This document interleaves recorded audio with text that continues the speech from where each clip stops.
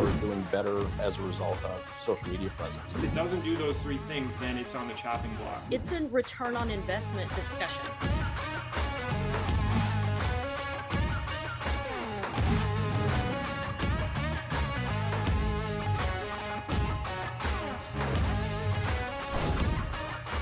Welcome to another episode of Daily Deal Live. We got a new host today, so surprise, surprise. I am your host, Yossi Levy, the car dealership guy, and I got Yuli DiMartino on with me. Yuli, welcome. Thank you. Great to have you back on. Well, our beloved Sam is out today, so we're covering for him, but it's going to be a great show. We have two great guests in the queue, one of them being Cliff Banks, the legendary Cliff Banks from the Banks Report. We're going to discuss many different things from private equity and auto retail, the macro a little bit. We're going to touch on China, AI and auto retail. We're also going to have Jason Villa from Vanguard Kia. We're going to talk about how he's been able to turn around this Kia store. So this should be a great, fascinating discussion. And that'll be it. So we're going to start with our headlines first. As you can tell, I'm not used to this rhythm, but I'll get there. So with that said, Yuli, kick us off. Thanks, Yossi. So starting off today, tariffs are reshaping automaker pricing strategies. Audi has raised 2026 prices by $800 to $4,100 per model and added 3 years of free maintenance to offset the increase. A move that comes as the brand continues to absorb 25% import duties with no U.S. production base to lean on. Japanese automakers are navigating the same pressures differently. Toyota, Honda, and Nissan have all made recent MSRP adjustments, but say they reflect operational costs or product updates rather than the new 15% tariff rate. Even so, the financial impact is significant. Toyota projects a $9.7 billion tariff bill this fiscal year, Honda at $3 billion, and Nissan at $2.1 billion. Together, the updates show how global brands are adjusting to the same policy shift in different ways, either by passing costs through buyers or by managing them internally while tariffs weigh on margins. Next up, NHTSA investigates 1.4 million Honda Acura vehicles over V6 engine troubles. Federal safety regulators have opened a probe into 1.4 million Honda and Acura models with the 3.5-liter V6 engines that could suffer connecting rod bearing failures and leave drivers stranded. The case covers Acura TLX and MDX, Honda Pilot, Odyssey, and Ridgeline, models built between 2016 and 2020. Honda recalled 249,000 vehicles in 2023 for similar crankshaft issues. But new complaints outside that recall window just pushed NHTSA to reopen the investigation. If defects are confirmed across multiple lines and years, Honda could face one of the largest and costliest recalls in its history, testing the very reliability reputation it's built for decades. And lastly, the day 4 cliff. Dealers are losing sales by ending lead follow-up too soon, studies show. A new Four Eyes analysis of 8 million sales opportunities shows dealers are leaving money on the table by cutting off lead follow-up way too early. Nearly 3/4 of deals close within the first 3 days, but another 25 to 30% happen later in the cycle. Most stores taper outreach after day 3, meaning competitors scoop up those slower buyers, especially online and phone leads that convert well into the second and third weeks. The message is clear. Not all buyers are fast closers, and dealers who maintain engagement beyond the first week and use data to spot intent signals are best positioned to capture incremental sales. Back to you, Yossi. Not a shocker. Thank you. Yeah, not a shocker. I mean, I think the 4-day thing is interesting because I never looked at it by days. I usually looked at it by number, quantity of follow-up. But pegging a number to it is fair. AI can obviously help here. So we'll talk about that. I will say we do get a lot of requests to join the show, and the way to do that and to tell us what you want to talk about and why you think you should join the show is at cdgguest.com, cdgguest.com. It's a very short form. You can tell us about yourself, your story, the news in the market, in the industry, or you can actually pitch someone else if you think that they have something newsworthy to say. So check it out, fill it in. We get that. We review them all, and we'll follow up with you. So with that said, we're going to get into our first guest, Cliff Banks, founder of The Banks Report and Automotive.org. Cliff, welcome to the show. Great to be here, Yossi. Thanks for having me. Hey, Cliff. Thanks for coming on. Cliff, we've done a podcast before, Yes. and this was a while back. And when I thought about this conversation with you, I want to start with a softball and just say, Sure. can you tell? Well, before I even ask you what's on your mind, actually, let me take one step back. Cliff, can you briefly tell, for those that don't know you, who you are, what you do? I've been in the industry for about 35 years, since 1990.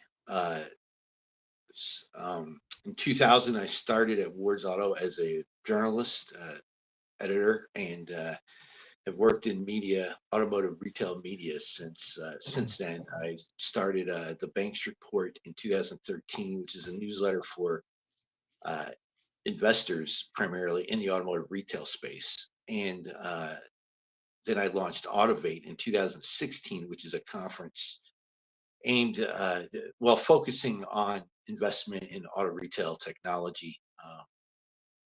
And we've been doing that conference. We'll be in our 9th year this coming September.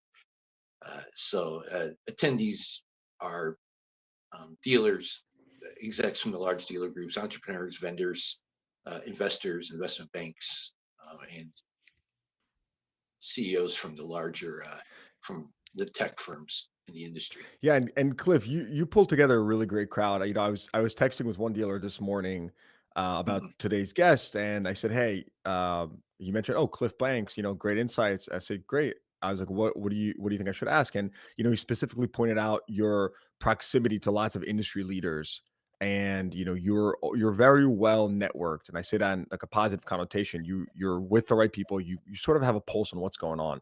So I want to start very high level. Here's my softball, but like, what's on your mind nowadays when you think about our industry, auto retail? What are you thinking about? Well, I think there's multiple levels or answers to that question. First, I do spend a lot of time looking at the long-term future of the industry. Probably harder to do than it was 20 years ago in some respect, just because of all of the changes that we're seeing, on a technological level, both with AI. I think the Chinese question, the impact that the China automakers may have, and I say may, on our industry here in this country, is unknown yet. Certainly, we have EV question that's been ongoing for a while.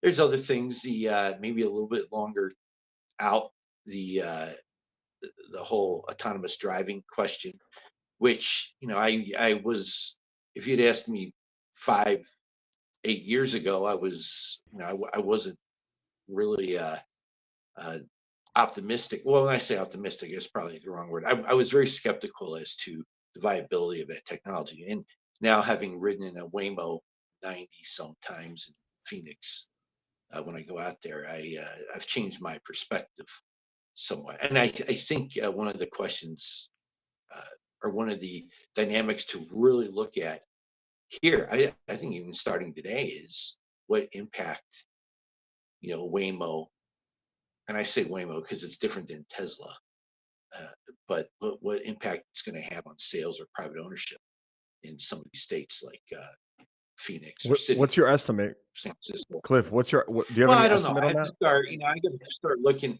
I want to start looking at the data, and seeing. And I think we're probably getting to the point now where we may start seeing some of that impact, but it's hard to tell, because we have so many other things going on in terms of the tariffs, and the increased costs of vehicles, or the increased purchase price. So there's going to be a lot of noise in that data still, but I would imagine that at some point soon, as Waymo continues to exponentially grow grow the number of rides, that's going to have some impact on Yeah. ownership. I'd be curious to see, after you do your analysis and you look at the data, when Right. we could or might expect it to somehow reflect in sales. And again, it's in a Well, way, that's what, yeah. it's a more modern form of rideshare. So, but again, it comes down to what is the cost, and like you said, will that reflect ultimately into dealership sales? Well, yeah, it's interesting. Everyone was predicting early on that Uber and Lyft would negatively impact sales, and it actually positively impacted sales. What's different here, obviously, is the autonomous self-driving part with Waymo, and I think Tesla won't impact sales because those are personally owned. Now, depending on whether Elon Musk is able to execute on that robo-taxi strategy remains to be seen yet. There's still huge regulatory obstacles there on his end yet. I'm not saying he won't get there. I mean, listen, he's he is he's once in a generation Mhm. personality and brain, I think so. But still, I, there's a longer way for him yeah. than what we're seeing with Waymo. I want to stay on the tangent of innovation, and we did have Alex Vetter here in the Yes. comments saying Cliff is the goat, so we agree.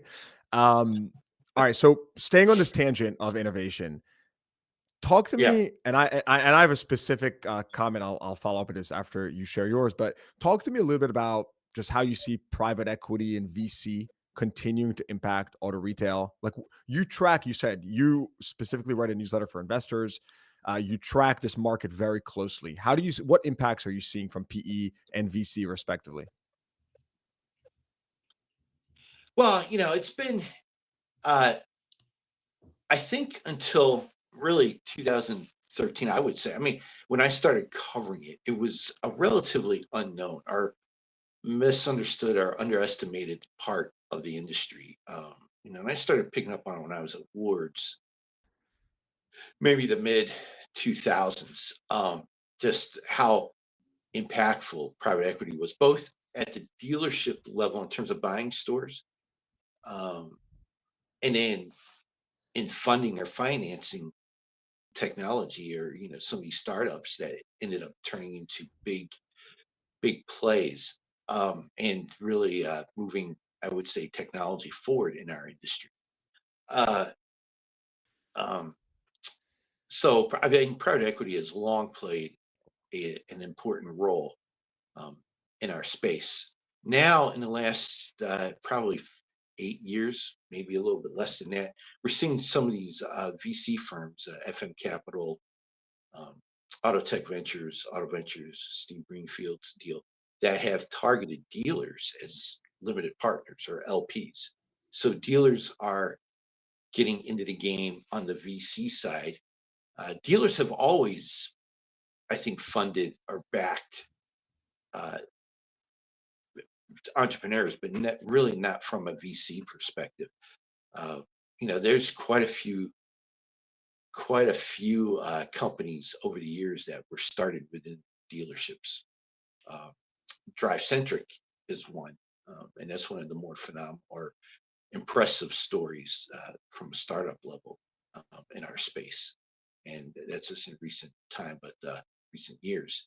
Um, and there are others, but so private equity has always played a role, and now we're seeing some of the bigger. When I say now, I mean we have seen bigger players get in. Certainly, when Auto Trader in 2010, 2011, Auto Trader embarked on an aggressive acquisition strategy.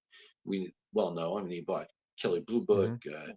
V Auto, and I mean a host of other companies in the space, and that was they were looking to sell. Cox was looking to sell Auto Trader, took it off the market, and then landed Providence Equity Partners as an investor who bought 25% of Auto Trader, and they went on that helped finance their acquisition strategy. So a lot of plays that weren't really covered as much back in the day, I think would generate much more attention today. I think there's a greater sophistication in the market, both on the part of dealers, investors, in their understanding of the role that each of them can play in the space.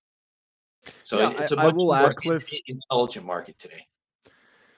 there's two sides to that coin. I think on one hand, I True. think the VC market is margins are compressing. There's like a record number of VCs in the space. And, I think it's like, if you look at the stats, right, like 90% of VCs don't even get close to outperforming like the S&P or something. And then there's like the Oh, 10% sure. power law that do. On the other hand, I think that we live in a world where the value creators or those driving the value are able to participate in the upside of the value they help drive much greater than ever historically. So let me simplify that, right? If I'm a dealer and I am, I'm supporting this platform that's helping me as well, right? But I'm essentially, I'm a large client helping to grow. That's a way, I'm helping drive value. I can participate in that. If I'm a social media influencer that used to be signed by some large network or whatever today, right? I'm helping drive that value. I can participate in my own personal upside doing different things. Sure. Just all these industries have just completely been disintermediated. And now, people want to capture it. And by the way, this goes to like athletes as well, right? You see athletes that are trying to get in ownership and stuff. So you're just seeing this in many, many different nil in college. So I don't want to go too deep on this tangent because I have plenty of other stuff to ask you. So I want to put a pin on that. But so one of the things I wanted to get your take on was you wrote about Hertz and Amazon, which we'll touch on in a second. I haven't heard you talk much about Carvana's entrance into the franchise space. What's your take on that? It's a work in progress. I think I would venture to say that they're probably still in the experimental phase, learning phase, and probably weren't even sure themselves what their long-term strategy was going to be. But it's absolutely the right move. I was surprised it took them so long to make that play. And I would expect them to make further moves here soon. Look, whatever people think of Carvana, I mean, listen, the Garcias are absolute geniuses. Financially, I mean, financial geniuses. What they've been able to pull off is probably one of the most impressive business stories across any industry in recent memory. And I wouldn't bet against them. I mean, they seem to have a. Let me give you a perspective here, Cliff. Yeah. So you did mention it's still an experimental phase. I agree. So I keep in touch with a couple Carvana investors, and I spoke with one this weekend. And this guy is sizable. I mean, you're talking probably a couple billion at the minimum. Yeah. And he shared his own hypothesis. I said, like, talk to me. I'm curious. What are you thinking about nowadays? And he said, look, if I'm them, he's speaking for himself, right? He said, but if I'm them, what I'm looking at now is I am looking at scooping up underperforming franchises, right? So we know Stellantis has gone through some issues. Underperforming franchises. Then I'm also looking at scooping up underperforming stores within those underperforming franchises. Sure. I am then maxing out the allocation I can get from the manufacturer, right? I'm not going to get enough allocation to sell to the entire country every single vehicle and get 100% market share, sure. But I may get enough allocation to sell 5 times more than my neighboring stores. Then I'm doing this in different pockets of the country, in different geographies. And then you get to a situation where they have these regional hubs that are shipping. They already have the built-in distribution. And this, in his perspective, was the way that he said, I don't know how dealers are like sleeping at night. And again, he's talking his own book, sure. But I think he has a book for a reason. There's a reason he has, capital deployed because he really does believe this. Yeah. So that was his thesis. And then I instantly, I pinged a couple dealers, say, hey, there's people that I think would be interested in this kind of stuff. I said, what do you think about this? Just to get some perspective. So I'm curious, have you been looking at it that way? Do you think that this is like and I don't want to pick on Carvana. I think, like, I agree with you. They're phenomenal at executing, great practitioners, and they've just done a very good job. There's, other players, large players, there's CarMax, but I think in a bigger picture, right? They have distribution locked down. Do you think that this is like some form of existential threat what's your take on this hypothesis that this person with lots of capital tied up in the stock shared with me? Well, I guess you got to look at, I mean, a threat to car dealer. I mean, other car dealers, maybe. I mean, I remember having similar conversations in the early 2000s about the public dealer groups and their creation. They were just getting started in the late 90s, early 2000s. CarMax owned several dealerships at one point.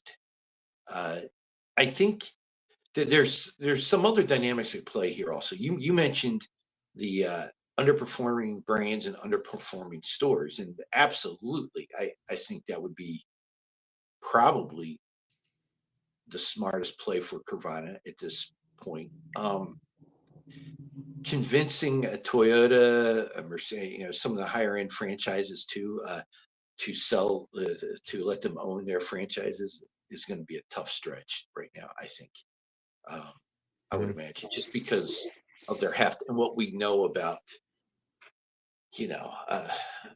some of the other conversations that go on between manufacturers and large dealer groups. Not saying it won't happen. I'm just saying that those conversations will be a lot more challenging. You pick up some Nissan stores or some Chrysler stores or some others. Yeah, I mean, I think the plan that he laid out is certainly viable and makes a lot of sense. Now, whether that's a threat to dealers, I don't know. I mean, Carvana You don't seem convinced. You don't seem convinced. Well, I don't know if there's. I don't know that it's a threat. I mean, I will say this: Carvana has certainly proven their process works. Certainly on the used car side, which is what they are, but on the customer acquisition side, I think they've got it nailed down. And I think a customer is crazy or naive if they don't first go to Carvana to get a valuation on their vehicle before going to the store, the dealership. So then why wouldn't that be the next step in the evolution? I mean, I agree with everything Yossi said and this investor. This is the first thing I thought as soon as Carvana bought that store. Yeah. They have the network already. It's already there. They've nailed, online sales. They're a one price model. They can ship nationwide. So what's to stop them from shipping a Jeep, like Yossi said, in a hub? Yeah. And the biggest gripe I hear from dealers in this competition really comes down to their economics versus the average dealers. That's the biggest challenge here, right? Because when you vertically integrate, it's a whole different, you have a whole different set of economics to work with, and ultimately you can deliver the consumer something at a lower cost. And so that's where the rub typically comes in. But my question is define threat. I would define, when we say an accident to car dealers, they then become a car dealer. I mean, they are a new car dealer now. Not to the car dealer model. I think what he's saying is the threat to current car dealers. I mean, if I can sell into your market at a lower cost for the customer and a lower cost for me to acquire the customer and ship using my network that I already have in place, that's a threat to you as a dealer. Well, to me as a dealer. And by the way, Cliff, and he said one other interesting point in this call. He said, Yossi, as far as I know, franchise laws are not meant to protect one franchise from another, like a franchisee from another. He said, as far as I know, franchise laws are meant to protect the franchisor or the franchisee from the franchisor. Again, I don't know the legality here. You're saying correct, but that was another interesting point, which is, wow, you're right. In this case, it is franchisee versus franchisee. Should there be more discourse about this? I think I think the discourse will happen once Carvana shows its cards or starts buying up more stores. Then I think the manufacturers themselves will start having questions, start having conversations too. Listen, I mean, we had, like I said, we had similar conversations regarding AutoNation and others when they started, and the manufacturers were adept at limiting the impact overall by franchise agreements, or not franchise agreements, but the framework agreements that were in place. So I think um, I think we still have some ways to go before we see whether this really becomes a threat or not. We'll keep an But eye on I'm it. not We'll have to. saying I'm not Yeah. saying it won't. I'm just saying that I No, do I think think your there's point's valid. I think your point's valid. you know, And I understand. I just think this conversation sparked a bunch of thoughts, and it made me just wonder, sure, like, sure. what is the future here? So I want to. Okay, so I want to put a pin on this. Let's go a little Yeah. higher level. You've spoken a bit about Chinese brands entering the U.S. Where are we at? I mean, of course, we know the tariff situation, and a lot with the administration. Sure, we're not going to bring Chinese vehicles right now, but things change quickly. In the U.S., we have a new president typically every 4 or 8 Yeah. years, and Right. we don't know exactly, if policy will change. I mean, do you know of any dealers having conversations with any Chinese manufacturers? What's your Oh, what's your sure. perspective on Oh, the sure. overall Absolutely. opportunity Oh, yeah. opportunity ahead of Yeah. us? Yeah. Oh, yeah. Absolutely. That I know for a fact there are numerous dealers that would jump at the chance if a BYD were finally able to bring their vehicles over. I mean, I think for dealers, it's most dealers, and I say most. I mean, the ones that I've talked to, I've had a couple that have told me no, they wouldn't consider on patriotic principles, but others, money's green, and if and if it's a viable vehicle that they can sell and make money, they'll jump at it. So there are Chinese manufacturers that have often, I mean, come over here with plans to sell their vehicles, and none have been successful yet. But at some point that will change. Um, we just don't know the timing there. Um, can we? I guess the question is, do our government policies, the tariffs today, are we able to hold the line for enough time for a GM and Ford, even Stellantis or Chrysler to to be able to, I don't want to say get their act together, but be able to produce or build vehicles that would be competitive to what BYD or some of the others have right now? I think that's the question. And hopefully the answer is yes. But Mhm. I would say for now, the Chinese question is more of a national security issue for our government and for the people in charge, and rightfully so.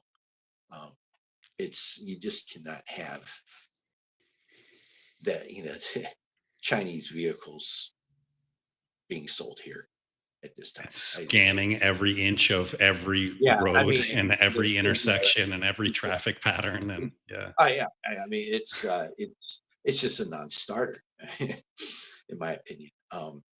You know, and uh, but again, I I think mean, our do we not think that's happening anyways?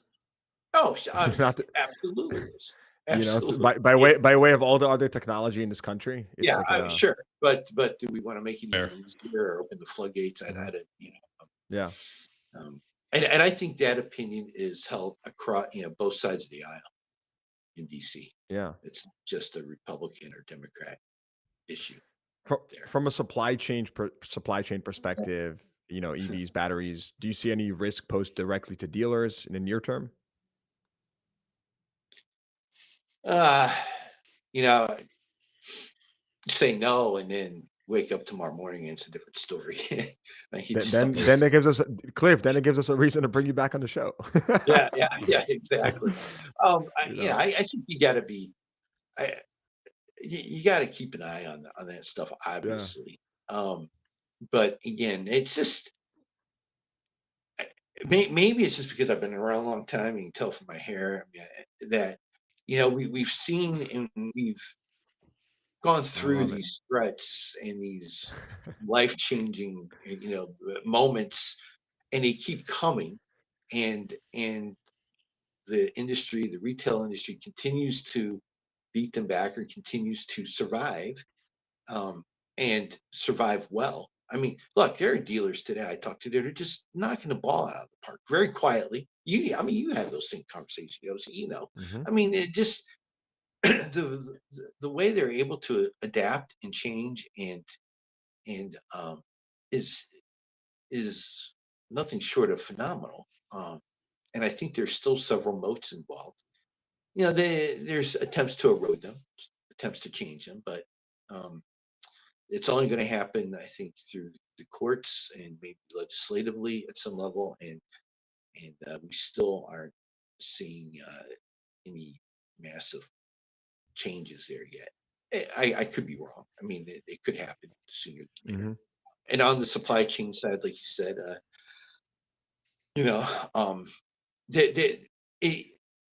along with that autonomous vehicle side, certainly the whole connected vehicle play is a conversation. But I think that if it's played right, if automakers play it right, I think that the opportunities to participate with dealers in creating a wow customer service experience. I mean, look, that whole dealer manufacturer relationship's hard.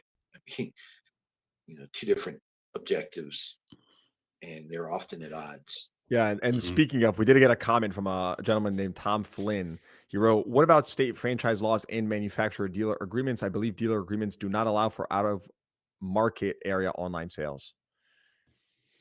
So, it'd be interesting to bring a franchise dealer agreement expert on the show to talk about that, because I think we could dive into the details there.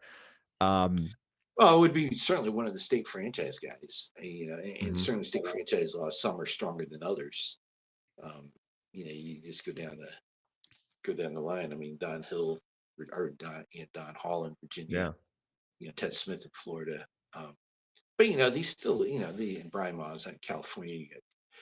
The challenges are that they win a lot, but they also lose some in the courts. I think New Jersey just lost too. So, yeah, but certainly having one of the state franchise law guys on, or not state, but the state association directors. Cliff, final question before we wrap up. Usually at this pace, we're going to launch a new segment called the Risk Assessment with Cliff Banks. We're just going, we're going risk by risk. Turning. Oh my God. Risk Assessment with Cliff Banks on the Car Dealership Guy. All right, Cliff. So final thought here. You posted about Amazon and Hertz, the partnership. I loved your take. It was just so sober. It was like, guys, why is this news?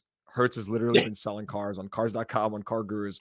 So I thought it was funny the way you praise that, because I think anytime there's Amazon anything, it just gets eaten up by the entire internet and the media, because of the possibilities. And I do think that was maybe the bigger angle here. It's like Amazon leaning into used as opposed to Hertz leaning into Amazon. Give us the breakdown here. What are you seeing? What does this entail? What's next? We'll just continue to see announcements from Amazon regarding dealers, maybe some manufacturers. Listen, the Amazon Autos play, and I wrote this in 2018. Well, I actually wrote about it in 2016 when Hyundai and Amazon started getting closer. But I wrote a much more comprehensive report in 2018. And nothing that I wrote then, I've seen nothing that changes my opinion or perspective, I think, from what I wrote then. Okay. It is. And what was it? Advertising play. It's a digital advertising play for Amazon, part of a bigger strategy, overall company strategy. And in 2018, I forget what the actual numbers were, but Amazon was generating 4 to 6 billion in digital advertising revenue, and that was up from like 1.8 in 2017. Today, last year it was 56 billion, I believe, that they generated, and it will be in the 60s this year, and probably in the 70s in 2026. Listen, they have Amazon, first of all, has no interest in selling cars, no interest in paying a floor plan, no interest in owning vehicles and selling. They are collecting data, and the auto industry is rich in data, and this is going to help them with their digital advertising efforts. So I don't. I think it's another site for dealers to list their inventory, and maybe Amazon comes with some extra bells and whistles, maybe. But they still have a huge learning curve ahead of them. We've seen Google and Microsoft over the years come in with similar plays and out. just because it is tough. So I like Fan Jin. I mean, who's leading the efforts. I've been super impressed with her. But again, I think the Hertz play. I mean, listen, it's for Hertz. It's smart. I mean, they want to put their inventory everywhere possible, because when they sell retail, I mean, they'll get $1,000 to $1,500 more per vehicle than what they sent to the auction. No surprise there. So It does make me wonder though why Amazon is going this build versus buy route where they could, in theory, make an offer for an existing network in the industry, a listing site. Oh. Even for the last decade, Carvana, not now is a different story. Not that they couldn't, but it's a whole different ballgame. yeah, well, talking like, I've said that to them. That to me, just write the check for cars.com, or I mean, Yeah. auto check right now for sale, but cars.com or car, you just write the check. I mean, so it's built. They have Yeah. everything you want and what you're trying to do, and you just layer Mhm. that Amazon name and some of the other technology on top of it, and boom, you're there you are. Yeah. So I don't know. I mean, who knows? Yeah, probably it's pretty far down the road. They're probably pretty far down the road to make that move now. I mean, Mhm. build it, but Well, Cliff, it's always great to have you on. Cliff Banks, founder of the Great. Banks Report and Autovate. Thanks for making it happen for us, giving us the risk assessment with Cliff Banks. Thanks, Cliff. Love it. Great conversation, Thanks. guys. Thanks. Thanks, Cliff. Appreciate you, man. Funny Good thought stuff. starter. You wonder if the reason Yeah. why they haven't written a check is like you always hear about these big tech companies that they start this spin off of some subsidiary or whatever, and it makes a couple $1 million a year. And they're just like, you know what? We're going to cancel it. It's just not profitable enough for us. I mean, I'm not an MBA, but I have listened to some podcasts and stuff, and as far as I'm aware, every Harvard Business Review and stuff, where they review M&A success and failures. M&A historically fails like 9 out of 10 times, or some crazy stat. Yeah. So M&A is tough, to get Yeah. it right. It's really, really difficult. So take it for what it's worth, and you can fact check me on that exact stat. ChatGPT can probably give you the answer right now, but I know overwhelmingly it's a tough endeavor. So For sure. So with that said, fun segment. And before we go on to our next guest, let's give a little word from our supporters of the show, Hague Partners. Public retailers cite it, national media trust it, dealers rely on it. And that's the Hague Report. The Hague Report sets the standard for dealership M&A data and trends in auto retail. You can read it at haguepartners.com/Hague-report. Again, that's haguepartners.com/Hague-report, or you can try to scan this QR code here. That is to my left. See if you're successful there, or you can even find it in the show notes if you're streaming this after the live segment. Thank you to Hague Partners for supporting the show. And now let's get on to our next guest, Jason Villa from Vanguard Kia of Arlington. Jason, welcome to the show. There he is. Welcome, Jason. Oh no, Jason's muted. So while we can't we hear wait, you. we'll wait get for in a him to second. get on. Yeah. Yuli, can you give us some context, and I'll let Sure. you take over. Can you give the audience some context on why we brought Jason on and what he's just done recently at this Kia store? Sure. Jason is a star general manager of Vanguard Kia in Arlington, Texas. Recently came on in January of this year. Well, I think I hear him joining right now. And the store is performing well, but at the bottom of the top 10 in the district. And now this was when he joined the company in January. When he joined in January, yeah. Okay. He grabbed the spot. The store was performing well. They were in the top 10, but not good enough. And now he's been number one a handful of times. And there we go. I think we got him now. Jason, welcome. Can you hear me? We can. Thank you. Thanks for having me. I'm having Perfect. technical difficulties. It's all right. Now Okay, we got good. you. We'll get it all ironed out. I was telling them a little bit thanks for about having us. your background. We're happy to have you here. So I want to ask you the trademark question of how's biz, but before you answer that question of how business is today in August, almost September of 2025. Give us a little background on you. We know you came to the store in January of this year, correct? Where was the store then? Where is it now? And what's the Correct, current state of affairs? So the store's been doing well. They were up quite a bit last year over the year before. They were 1,100 and then 1,500, and so things were going great. I think they just were lacking kind of just more experienced leadership, and so I was able to get this opportunity to come on board and just kind of dial some things up and just turn it up, take it up a notch. So it's been a lot of fun. When you say dial some things up, like what specifically are you looking at when you come into a store? And what are the first lever that you're looking to pull at or button that you're looking to push? Yeah, so it's a good question. The first thing I do is I just try to sit back at my house and take a retail holistic view. Can I service an oil change appointment on Monday morning? What car do I like?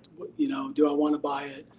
Do I have the data I need? And I found out pretty quickly there was just a whole bunch of little things that weren't being done. So actually, you've had my twin brother on. We talk about the business a lot, and I was like, man, I don't know that I want to say this is going to be easy, but look at this list I made, and it's so basic. It almost does a disservice to talk about how basic it is, but it's just the little things, right? Photos.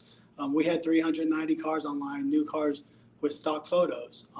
Descriptions, and then pricing. Kia, like a lot of manufacturers, has map pricing, so you got to play in the rule guideline. But if you're pushing a stock photo on a vehicle at MSRP pricing and this major metroplex that DFW is, you're not going to get the most amount of opportunities, right? So step one was sit my team down, kind of start with the why, right? Like show them, here's what I'm looking at, here's where we're lacking. And hey, we got to take 360 pictures today. So how are we going to do that, right? And then we come up with a plan, use the whole staff, make a circle around the building, all that kind of stuff. But get them online, then spend the tedious amount of time to say, hey, this car has a third row seat.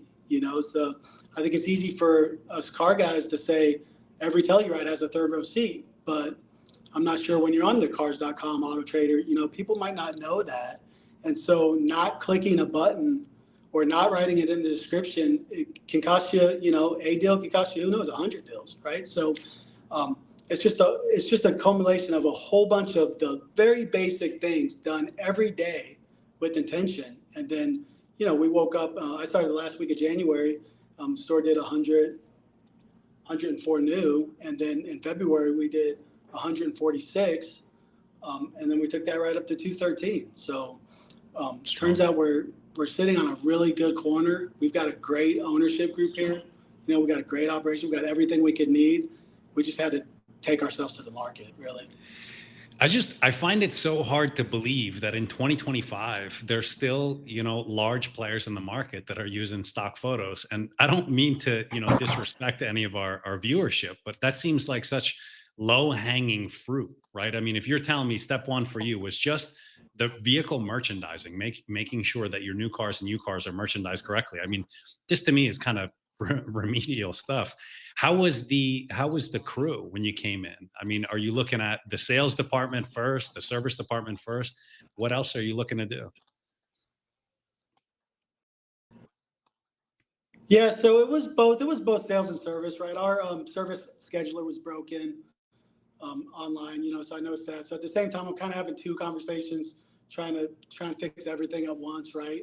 Service has been great here. They're really good. They perform very strong, but we've got a big lift there as well. So, and it's, same thing, right? It's like, can you schedule an appointment online? What does our phone calling process look like? Can you give us some context when you say the service department's performing well? Yeah. Oh, sure. Yeah. So last year they were averaging 559. I'm sorry, 497 last year. And this year we're up to 559, the fixed operations total. We've had a record month of 603, and then we beat it by 613. So, Very nice. I'm trying to find out how high that bar is where we can set it. I'm thinking we can get quite higher than that, but we're looking to put an extra 790 on the board this year if everything stays the same. So That's beautiful. That's pretty nice. But you said something that struck a chord with me, and I think we talked about it in the past, setting the bar and resetting the bar. So I know that you and I are of like mind where it comes to, hey, great just ends up being normal. Great is not great anymore. It's just baseline. How do you keep your team that may not be as stubborn as someone like us motivated and, hungry to continually keep setting and resetting that bar? It's hard, right? I mean, I've been fortunate. The crew we inherited here, they've jumped on board pretty quick. It's nice to have the early wins. So when you have them sitting here writing descriptions, super late for a couple of weeks, they start seeing the benefits of that. And I'm big on, you got to celebrate the wins. We take a minute, pause for a moment, but then it's like, hey, we got to go again, right? That whole hero to zero adage. Guys like us, we were raised on that, right? Like, what? You sold 10 cars yesterday. Okay, well, what have you done today? Right. And so with my fixed ops director, I always show him a meme of a high jump, so like when we were talking about at high jump is a failure sport, right? You go till you knock that bar down. And then next time you get up there and you try to get over that bar again. And when you get over it, it's like, yeah, you can flex and you can throw a party. But meanwhile, there's two dudes that just raised it up a notch. And you got to walk back there to the starting line and go beat that number, right? So it's just the relentless pursuit of perfection, right? Like we have to go, man. Tomorrow's not promised to me.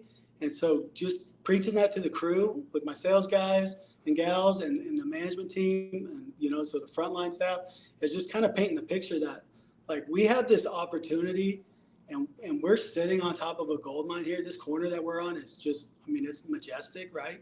And we have to go get it today. Because we don't know what's going to happen tomorrow, right? We could get turned off again. It's unlikely, but hey, Jason, I have a question on. You can't even sell cars anymore. So, Jason, question on your tech stack as you've gone through this transition and you've grown sales, you've done a great job. Have you changed any tech, and what tech are you using? Just like run us through your overall tech stack of different tools and tech at the dealership. Sure. So not a lot. We use Techion as a DMS. I love it. This is my first time on it. I love it. We got DriveCentric, which y'all mentioned in the last segment.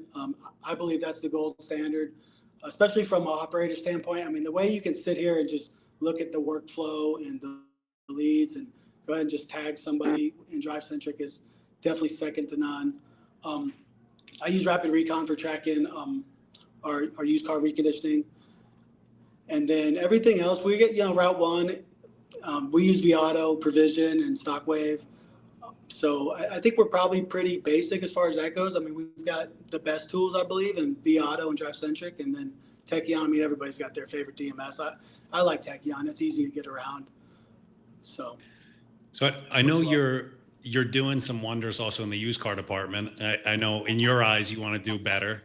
That's the sickness in us all, right? But you're doing a 12 times turn, which is strong in automotive. But you were candid off screen as far as your days to front line could be better. I think you had said that you're 5 or 6 days to front line. What are you doing right now to try and shorten that up? I know we want to be, 2-3 days out and we can get that turn even higher, 12 up to 14, 15 times. Yeah, that's a good question. I say we do a great job. I track it in Rapid Recon, and that's an all-in 6 days. So we're up online inside of 12 hours. We do the detail first. We take a full photo set, and then we get it in for inspection and start that process. And then after that, we have our on-site wheel repair, bumpers, 10 touch-up, just a all-inclusive deal that we do, which is included in the 6 days. So so 6 days up front, but that's a real like retail ready. Pure 6 days, but it is marketed inside of 24 hours. I'm real big on, I used to be, put the appraisal photos up and just pick the good ones and then let it go through its process and take the final pictures up. We still reshoot the car at the end of the process, and we'll shoot around like a bumper repair because we know we're going to do it. But I've switched gears in the last, probably 18 months to detail photo first and then let the process run. Do you have any in-house policy when it comes to, I think you had mentioned to me earlier that you are certifying anything that is certifiable, right? Which I think is smart and the best way to gain market share there. Yeah. Do you have any policy internally to kind of speed things up in your service department? I mean, are you giving them a dollar amount that, hey, if this is a frontline car, you don't have to ask me if it's under this amount? Yeah, I've toyed with it, and I've got a stud recon manager that he knows what I will and won't do. So a lot of the times he'll just already be doing it based off of, like, I say $1,250 on a fresh car, $1,400 if it's a little bit older. You can pretty much autopilot that. I still look at it. My used car approval bucket in Rapid is like 0.02, so I can approve those pretty much no matter where I am. Outside of like a call like this, right? But so I haven't rolled out the full automated there, but Give us an approval on air. knows. Come He on, can just keep Jason, give it rolling, to us. for sure. Yeah. What's the car that just came through? 1250. Let's go. Let's run through them together. Jason, by the way, just a sidebar, but you mentioned your recon manager is great. I've hired plenty of recon managers in the past. What's the background on your current recon manager? I mean, everyone or many people on this platform are launching their own recon facilities and growing their reconditioning operations because their used department is growing. So I'm curious, what is the background of this person? Yeah, such a good role. I was lucky and inherited of this guy. His name's Enrique. He's just a rock star. I mean, he handles everything. He's over the photo guy. He does the used car stocking process for the third party acquisitions, so that he can get them written up and get them rolling real good. He kind of doubles as a lot manager, third party recon. We deal with a lot of lifted trucks, so some of that stuff we send down to a local company here that can help us with the alignments or different shocks and whatnot. But he's really kind of a catch-all. And then in the auto group, I was able to bring over a longtime guy I've worked with as well.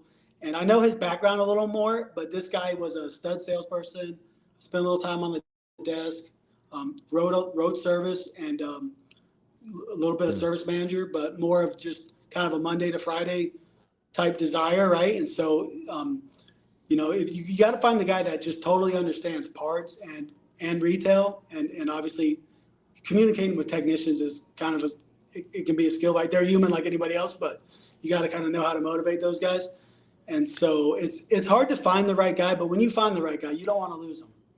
Jason, I got last question for you before we wrap, and we appreciate you coming out on the show.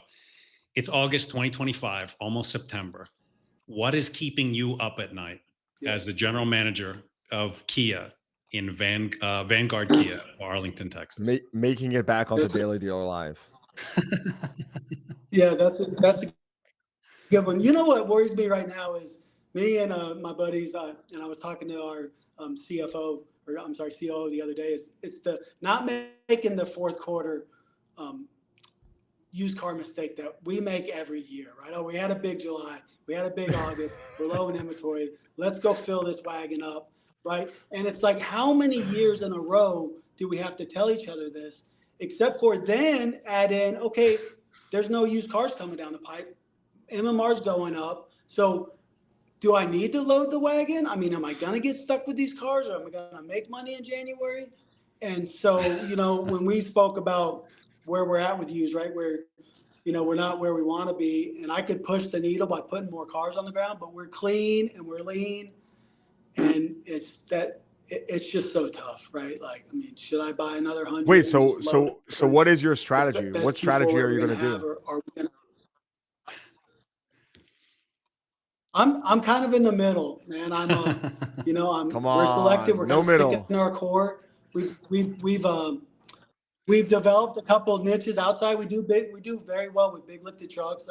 We're doing good with used electrics, off-brand, and so we're kind of stacking those, and we're stacking the core real deep, and we're keeping everything we can, and just trying to stay more traditional Q4. Like, let's do the best we can without, just creating a waterfall for us in January. So I take that you're not stocking up.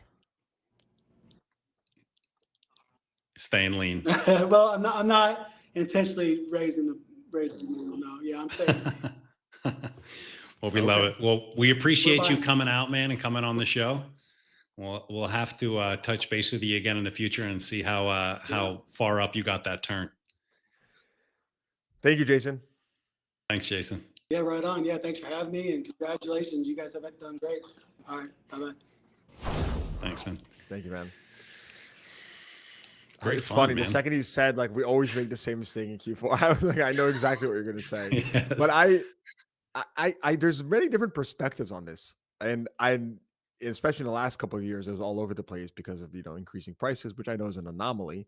I am curious to see what people think, right? So if you have a thought on this, send us a DM, put it in the comments right now if you're listening live. Email me. I mean, you can get in touch with me literally every single way. Send a dove to my house with like a letter. I don't care. But tell me what you think about this, right? The Q4 used car. Are you stocking up, or are you staying, lean and on just normal buying cadence? I am curious to see what people are going to say if their strategies have shifted, especially this year as we've kind of are approaching the trough of the used car shortage in terms of off lease supply re-entering the market. So again, even this year from a used car perspective is going to be a bit different. Yuli, we're about to wrap up. I did want us to touch on a quick industry pulse. Saw this interesting comment on LinkedIn, and it was from a gentleman named Jason Barber. And he wrote, public service announcement. If you as a GM don't have authorization to spend $10,000 for anything in the dealership that will make the business money, the company isn't having you operate as a true GM. You're doing busyness, not business. Kind of got me thinking of the Michael Murray episode on Friday. By the way, and this was not related to that. I'm pretty sure he posted this before that episode aired. So completely independent. What's your take? I think it's a strong stance, and I think it's justified. I mean, to Michael's defense, when Sam had pressed him on the question, I mean, he's still encouraging his GMs to bring and platform VPs to bring the ideas to him. I think ultimately he wants final say where the money is flowing, which I don't see anything wrong there. But I mean, I got the impression, at least, and maybe this is anecdotal, I got the impression that he is giving that flexibility for one of his employees to bring him, hey, we need this, and he'll sign off on it. But I think it's right. And I think the biggest challenge here is, or the biggest difference maker is your group size. Because I think the bigger the group, you might say, hey, there's this $10,000 investment that we can actually test out in 10 different stores and maybe get a significant discount. And there's all these different incentives in play. And so I don't know if the move here is to not give autonomy. Maybe it's a control in the process where at least you get to benchmark with other stores, or it's always good to get perspective. Yeah. So I think this is he definitely took a stance here. He picked one side, and I think he's coming from this gentleman who I don't know him, Jason Barber. I think he's coming from a good place. Yeah. He's just trying to say empower your team, which I fully agree with. Yeah, absolutely. But I think that I'm being practical, and different size groups, right? Different incentives. What might be good for one store might not be good for the entire group. And that's where it comes into play, where you have to have a little bit more discretion and ask yourself, okay, sure, maybe you can recommend something that will be approved 90% of the time, but let's showcase it to the entire group. And maybe while you're going through that sign-up process, we get a package deal. So just a thought. Yeah, I think you're spot on. So that wraps it up, Yuli. That was a fun show. Always a fun show. So thank you everyone for watching Daily Dealer Live. You had us as a co-host or backfilling here for Sam, who's not with us today, but is back Wednesday.